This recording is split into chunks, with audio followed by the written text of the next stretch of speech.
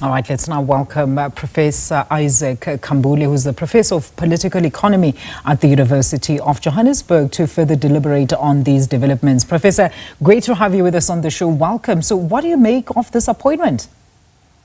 Thank you so much, Alicia, and good afternoon to your viewers as well.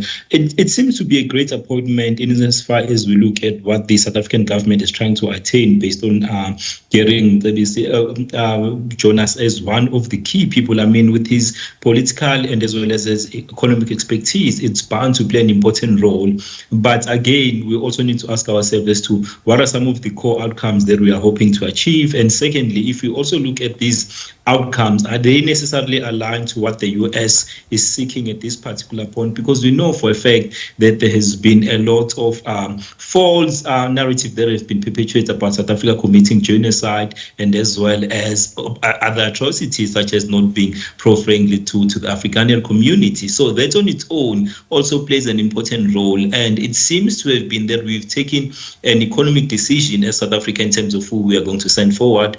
But another part is, how do we then also counter the political narrative that have been pegged through social media that Donald Trump has been leading? Very interesting indeed, Professor, because I'm sure you heard our previous guest. They are rightfully pointing out that we currently have a political as well as a trade deficit with the United States. So do you think this is any indication then that Washington has resolved to engage diplomatically with Pretoria? Because all along the indication was a very clear one, that they were not willing to engage.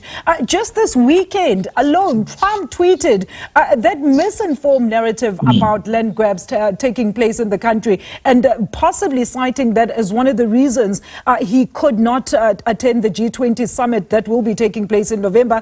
But if, of course, that has changed, what then could we possibly expect from these engagements?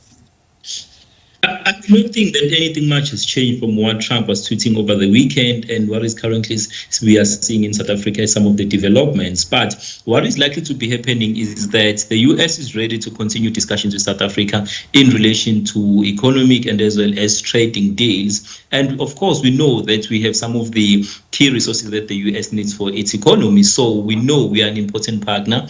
But again, as we've seen, one of the core things is, what are we going to do next? Is it necessarily the right time to be sending someone over? And the answer seems to be yes, because South Africa does need a representative from the US to be part of the G20 towards the end of the year.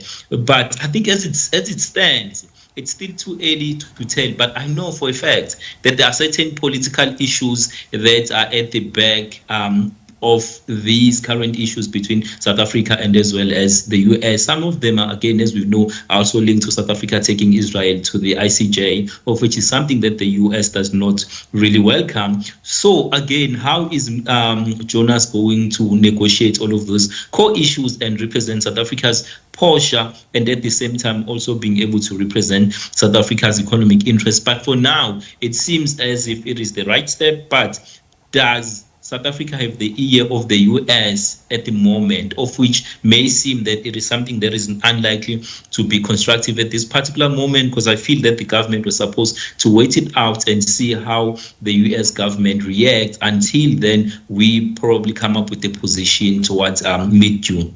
Well, that's exactly the question, right, Professor? Because who will then Mr. Jonas actually be meeting with in the United States? So, Professor, tell me, let me understand this correctly. How will then this process also be facilitated according to your understanding? Because we still do not have diplomatic heads in the form of ambassadors on either side. I suppose then this is being facilitated through our international relations office as well as directly from the presidential office.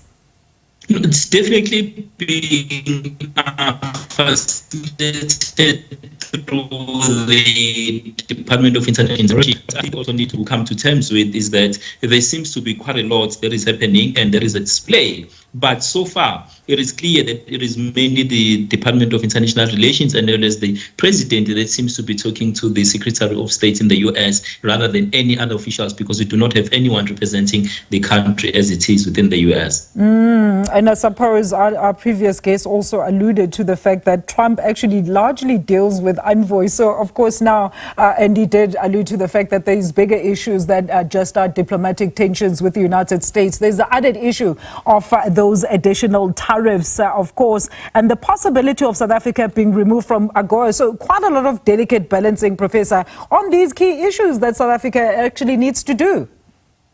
There's definitely quite a lot. I mean, we've seen with the recent tariffs that were imposed against South Africa that it seems to be the case that they are trying to cut. All right, Professor, unfortunately, I'm going to have to leave our interview there. It seems we're struggling with your connection there. I'm afraid we're going to have to leave it there. That is Professor Isaac Khambule, who's a political economist, on Mcebisi Jonas being appointed as envoy to the United States by a government as well as President Ramaphosa.